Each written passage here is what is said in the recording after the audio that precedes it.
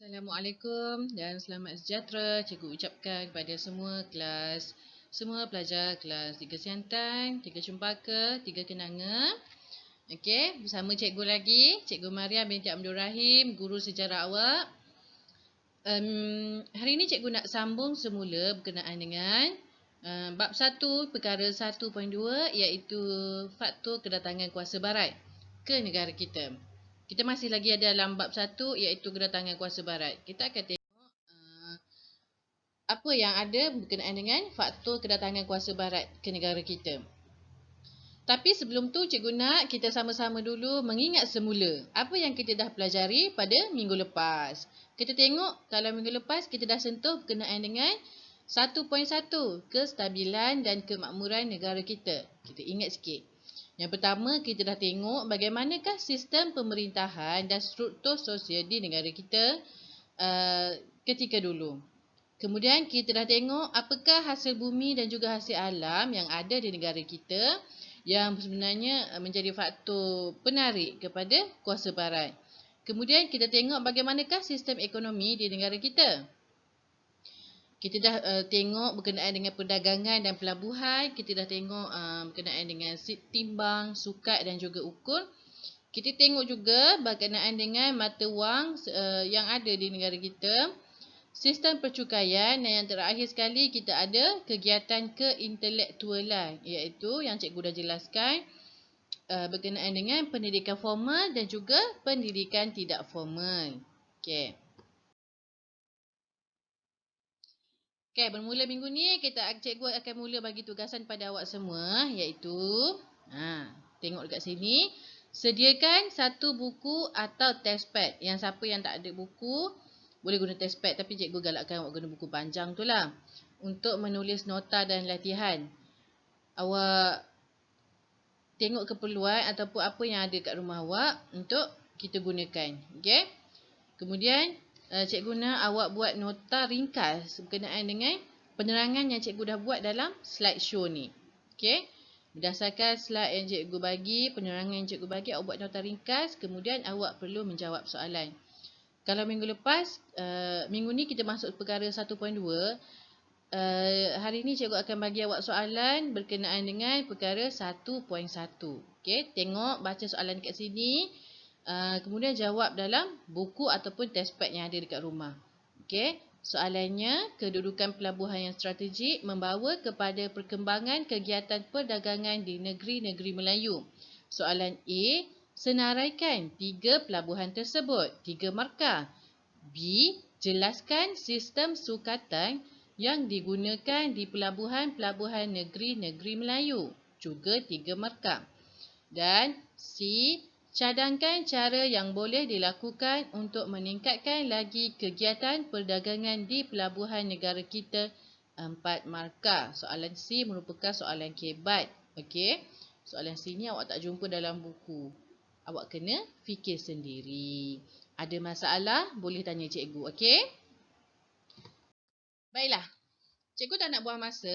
Kita terus sahaja pergi kepada perkara 1.2 iaitu faktor kedatangan kuasa barat. Okey, kita tengok dulu kronologinya. Okey? Perkara pertama sekali kita kena tahu pada tahun 1600. Okey, SHTI ni ditubuhkan di England. Jadi SHTI ni sebenarnya sebuah syarikat perdagangan. Mereka diberikan hak monopoli untuk perdagangan rempah di Kepulauan Melayu. Maksudnya mereka diberikan kuasa untuk menguasai perdagangan rempah di Kepulauan Melayu. Okey, selain tu kita tengok juga, awak dah tengok dulu 1.1, kestabilan dan juga kemakmuran negara kita. Itu yang menarik minat kuasa barat. Okey, kita tengok dulu siapa yang mula-mula datang ke alam Melayu ni. Pada abad ke-16, sebenarnya masa tempoh tu menjadi zaman kegemilangan Sepanyol dan Portugis. Okey, masa ni mereka mula mencari kawasan-kawasan untuk diluaskan pengaruh mereka. Kemudian pada abad ke-17 kita menyaksikan kebangkitan kuasa-kuasa barat lain seperti Belanda, British dan juga Perancis. Okey. Siapa yang menjadi sasaran? Okay, kita tengok dekat sini. Alam Melayu menjadi sasaran untuk mendapatkan sumber rempah rantos dan menguasainya. Okey. Barang rempah ratus ni sangat menjadi tarikan kepada kuasa barat untuk mereka kuasai. Okey. Kita tengok dekat sini. Kita akan tengok satu persatu faktor kedatangan kuasa barat ni pada abad ke-16, 17, 18, 19 dan juga 20. Okey, kita tengok dulu yang pertama. Apakah faktor kedatangan kuasa barat pada abad ke-16? Yang pertama disebabkan oleh barangan mewah. Kuasa barat sangat berminat untuk mendapatkan rempah ratus, minyak wangi, emas, perak, batu permata, gading dan hasil hutan. Manakala orang Eropah juga perlu mendapatkan barangan mewah dari China seperti teh, sutera dan tembikar. Minta maaf tu ada ejaan salah. Barang-barang ni diperlukan oleh kuasa barat.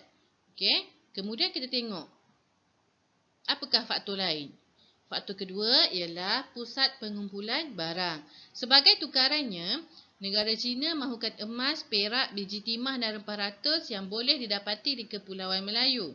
Syarikat perdagangan memerlukan pusat pengumpulan bahan mentah tempatan yang terletak di tengah-tengah laluan perdagangan di antara India dan juga China. Barat perlukan barang daripada China. Manakala China pula ada barang yang dia perlukan dari kuasa barat.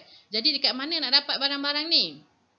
Kita tengok dekat situ ada pusat pengumpulan barang. Ini contohnya dekat sini. Ini contoh gambar yang cikgu cuba tunjukkan pada awak. Barangan-barangan mewah. Yang tengok tu ada kain sutera, ada tembikar, ada teh. Inilah yang diperlukan. Kalau maksudnya sebenarnya kuasa-kuasa ni saling bergantung untuk mendapatkan barang-barang. Barat perlukan dari China, China perlukan dari Barat. Okay, di mana barang-barang tu boleh jumpa? Di pelabuhan-pelabuhan alam Melayu. Kemudian kita masuk pula faktor kedatangan kuasa barat pada abad ke-16. Faktor ketiga iaitu pelabuhan persinggahan. Cikgu salah je kat situ. Pelabuhan persinggahan. Okey, kuasa barat memerlukan pelabuhan yang sesuai sebagai tempat berlindung sementara menunggu peralihan angin monsun. Okey, mereka memerlukan pelabuhan di alam Melayu untuk memudahkan urusan kapal berlabuh, mengisi bekalan air, makanan serta kemudahan membaiki kapal. Jadinya pelabuhan di alam Melayu ni menyediakan perkhidmatan seperti yang diperlukan oleh mereka. Kemudian, faktor keempat iaitu agama Kristian. Matlamat penjajahan adalah kekayaan, keagamaan dan kemasyhuran. Okey. Sepanyol dan Portugis merupakan negara Kristian Katolik yang menekankan usaha penyebaran Kristian di seberang laut. Okey, mereka rasa bertanggungjawab untuk menyebarkan agama Kristian. Okey. Habis selesai berkenaan dengan kedatangan kuasa barat pada abad ke-16 dan 16 tadi, kita tengok pula. Pada bermula abad ke-17 dan 18, apakah faktor kedatangan kuasa barat? Okey, sebenarnya pada abad ke-17 dan 18 ni, perkara yang paling ketara sekali apabila berlakunya revolusi perindustrian. Maksudnya berkembangnya industri di Eropah. Okay, kita tengok sikit dekat sini. Revolusi perindustrian ini berlaku di Britain sejak abad ke-17, kemudian diikuti Jerman dan juga Perancis menjelang tahun 1870-an. Okey, dasar kuasa barat menjadi berubah kerana mereka memerlukan bahan mentah bagi keperluan kilang perusahaan. Barangan dikeluarkan secara besar-besaran. Kawasan pasaran perlu diperluas untuk memaksimumkan keuntungan. Bila sebut je revolusi industri, maksudnya pengeluaran ataupun keperluan bahan mentah tu keperluan bahan mentah menjadi sangat tinggi. Okey, pada masa yang sama mereka juga untuk pastikan mereka dapat mengeluarkan barang-barang untuk dipasarkan bagi memastikan mereka memperoleh keuntungan yang maksimum. Jadinya nak tak nak mereka perlu cari sumber. Kat mana nak dapat bahan-bahan mentah ni? Okey, itulah yang berlaku apabila terjadinya revolusi perindustrian. Ini cikgu bagi gambaran di kilang-kilang di Eropah ketika zaman revolusi industri hari itu dulu. Okey, abad ke-17 dan 18 ni berlakunya revolusi industri tadi. Kemudian kita akan tengok pula apakah sebabnya kedatangan kuasa barat pada abad ke-19 dan juga abad ke-20 ke negara kita. Okey. Faktor kedatangan kuasa barat pada abad ke-19 dan abad ke-20 ni yang pertama, perkembangan industri kereta. Okey, kemunculan perusahaan kereta dan ciptaan tayar menambahkan permintaan getah asli. Getah asli juga bahagian penting dalam perusahaan penerbang elektrik. Okey, kita tengok tu gambaran bagaimana berlakunya perkembangan industri kereta. Orang-orang dah mula menggunakan kereta. Kemudian faktor kedua, kesuburan tanah dan kekayaan hasil bumi. Di negara kita ni mempunyai tanah yang luas, subur dan iklim yang sesuai untuk tanaman ekspor seperti getah, tebu, tembakau dan juga padi. Okey, kita juga kaya dengan hasil bumi seperti biji timah, biji besi, emas, petroleum dan juga arang batu. Itu contoh gambar kebun getah. Siapa yang tak pernah kenal kebun getah tu macam mana? Okey, ini bahan-bahan mentah yang diperlukan oleh kuasa barat. Jadi untuk kelas-kelas akan datang, awak akan tengok di negara kita ni di manakah lokasi yang lebih terperinci untuk kita tengok di mana kita boleh dapat bahan-bahan mentah ni. Okey. Faktor ketiga, industri mengeting. Okey. Industri mengeting ni memerlukan penggunaan biji timah untuk mengeting makanan, mengeting minuman, membuat bumbu rumah dan tong minyak. Disebabkan ini juga harga minyak melambung tinggi dan permintaannya bertambah pesat. Bila berlakunya perkembangan industri mengeting makanan ni, bahan mentah banyak diperlukan untuk buat tin, untuk menyimpan makanan tadi, minuman. Sebab apa dalam tin ni? Sebabnya bila dia letak dalam bekas macam ni, dia lebih tahan lama. Okay, disebabkan itulah harga biji timah masa tu menjadi melambung tinggi sebab permintaannya semakin banyak. Okay, apa lagi faktornya? Pembukaan terusan Suez. Okay, kita tengok dulu. Terusan Suez ni menghubungkan pelabuhan Said di Laut Mediterranean dan juga Suez di Laut Merah. Jadi bila berlakunya pembukaan terusan Suez ni, kesan dia akan mempercepatkan urusan perdagangan. Okey, jadi perdagangan antara alam Melayu dan juga Eropah ni semakin bertambah. Okey, awak tengok dekat sini. Ini yang bintik-bintik ni, ini laluan asal perdagangan. Sejauh mana mereka perlu lalu untuk sampai ke kawasan perdagangan alam Melayu. Mereka perlu melalui Tanjung Harapan iaitu 12,400 batu. Okey. Tapi bila berlakunya pembukaan terusan Suez ni, awak tengok ni, laluan yang ada garis merah ni, macam mana? Dia punya perjalanannya menjadi pendek. Dia terus potong dekat Laut Mediterranean ni, Laut Merah, merentasi dekat sini, terus ke kawasan sini. Okey? Daripada 12,400 batu tu, akhirnya laluan melalui terusan Suez ni menjadi 8,000 batu sahaja. Okey? Awak boleh tengok betapa jimatnya masa yang diperoleh oleh pedagang.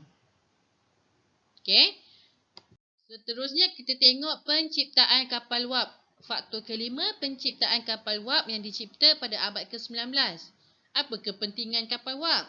Kapal wap ni mampu membawa muatan yang banyak, membuatkan perjalanan menjadi lebih cepat dan menjimatkan kos. Proses penghantaran dagangan pula menjadi mudah dan murah. Kalau sebelum ni tak guna kapal wap, guna kapal apa? Okay, mereka menggunakan kapal jenis layar. Okey, kita tengok faktor yang ke-6, iaitu persaingan kuasa barat. Semangat persaingan kuasa barat seperti Britain, Jerman, Perancis, Sepanyol dan juga Amerika Syarikat untuk menakluki wilayah luar Eropah. Okey. Mereka sanggup berperang untuk mendapatkan tanah jajahan. Prinsip mereka, semakin luas tanah jajahan, semakin tinggi sanjungan yang diterima. Okey. Barat berlumba-lumba untuk meluaskan kawasan jajahan mereka. Sebab bahasa mudahnya pada mereka, makin banyak kawasan yang awak takluk, makin banyak semakin hebatlah awak nampak. Okey? Semakin banyak sanjungan yang diterima. Inilah yang berlaku. Kemudian kita tengok ciptaan telegraf. Ciptaan telegraf ni membolehkan ahli perniagaan di benua Eropah dan Amerika Syarikat menghubungi ejen atau wakil di Tanah Melayu. Okey, penglibatan Tanah Melayu dalam kegiatan pasaran dunia antarabangsa semakin penting. Zaman sekarang ni kita senang nak jual beli melalui online.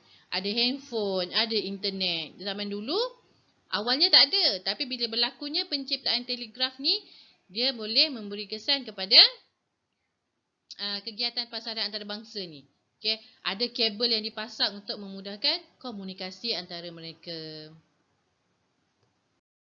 Kemudian yang terakhir kita tengok faktornya slogan beban orang putih.